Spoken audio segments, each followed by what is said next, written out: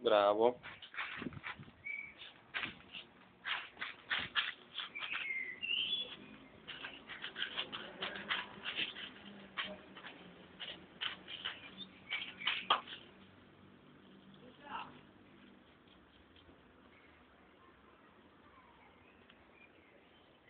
Tito? Bravo! Brutto zozzo che ti metti il pisello.